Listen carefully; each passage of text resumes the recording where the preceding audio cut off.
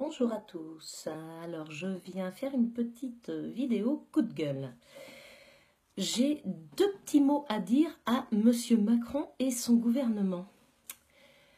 Quand est-ce que ça va se terminer, la traque aux conducteurs que vous avez mis en place depuis que vous êtes là? Parce que là, on atteint des sommets. J'ai fait une petite liste de ce qu'on subit depuis que vous êtes là, mais on en a plein les bottes. C'est clair? Les nouveaux contrôles techniques. La moitié des voitures ne passent plus. Vous vous en foutez, vous roulez avec un parc qu'on vous offre et qu'on vous paye. La hausse du prix du carburant, 1,50 €, mais tout le monde s'en fout, personne ne dit rien. Pourquoi on ne dit rien? Parce qu'on n'a pas les moyens d'être dans la rue, parce qu'il faut qu'on paye les impôts que vous nous avez gentiment envoyés là pour la fin de l'année. Donc, ça va durer jusqu'à quand ça? Ensuite, la chasse aux véhicules diesel.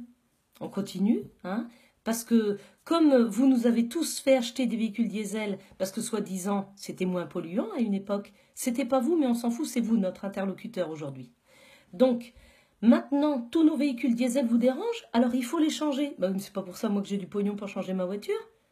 Alors, vos petites primettes de rien du tout, ça va pas suffire à changer tout un parc automobile français. Ensuite, l'augmentation du nombre des radars. Là, maintenant, c'est... il y en a partout. Il y a une forêt de radars en France. Mais qu'est-ce que vous faites du pognon? C'est ça, c'est la question que tout le monde se pose. À Paris, ils sont passés de 12 000 à 87 000 PV en un an. Mais qu'est-ce que vous faites du pognon? À part changer la vaisselle de l'Élysée ou vous faire construire des piscines?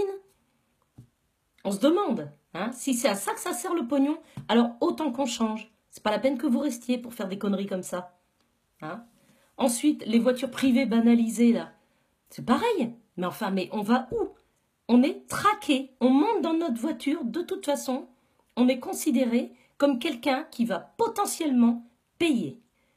En faisant le plein, en payant des PV, parce que maintenant on dépasse de 1, on a un PV, mais vous ne les avez pas forcément. Vous conduisez avec un parc qu'on vous offre. Il n'y a pas de problème. Vous ne payez pas de PV. Ensuite, alors aujourd'hui, c'est les péages à l'entrée des grandes villes. Non mais, vous croyez où là? Vous croyez que les Français ont encore les moyens de payer des péages à l'entrée des grandes villes? Mais qu'est-ce qu'on va faire? On n'ira plus dans les grandes villes. Désertification du centre-ville. Voilà. Et puis, les gens, comme maintenant, on ne va plus non plus dans les grandes surfaces parce qu'ils vendent que de la merde, on commandera tout sur Internet. Voilà. Et comme ça, le bilan carbone sera sans doute un petit peu plus élevé. Mais vous réfléchissez de temps en temps aux conneries que vous faites. Et puis aujourd'hui aussi, on a, je crois, le sommet du sommet, la carte grise sur les vélos. Parce que vous ne savez plus où prendre le pognon, donc on invente la carte grise sur les vélos. Tout ça pour nous faire croire que quand ils seront volés, on les retrouvera plus vite. Mais enfin, on s'en fout de se faire voler un vélo à 200 €. Quand il vaut plus, il est assuré. Mais c'est parce que vous ne savez pas où prendre le pognon. Mais qu'est-ce que vous faites du pognon des Français? Moi, j'aimerais que Bourdin ou sur CNews, avec tout le respect que je leur dois, ils invitent une fois par semaine, ne serait-ce qu'une fois par semaine, une personne du peuple qui vienne dire exactement ce qu'ils pensent de la politique menée. Parce que je crois que là, il y aurait des surprises. Et je suis certaine qu'il y a au moins 80% des gens qui m'écoutent qui sont d'accord avec moi. Donc, ou je vous invite à partager cette vidéo pour leur dire qu'on en a plein les bottes de leurs conneries, ou alors dans ce cas-là, faites votre vidéo chacun pour dire que vous en avez marre et que ces histoires de nous traquer sur les bagnoles, on n'en peut plus. On vit pas tous en ville. Moi, je fais 25 000 km par an, donc j'ai pas le choix que de prendre ma voiture, qu'elle pollue ou qu'elle ne pollue pas. D'ailleurs, à propos de la pollution, on peut aussi parler de la pollution des avions dont vous ne parlez jamais. Bien entendu. Oui. Forcément, il y a des lobbies derrière. Oui.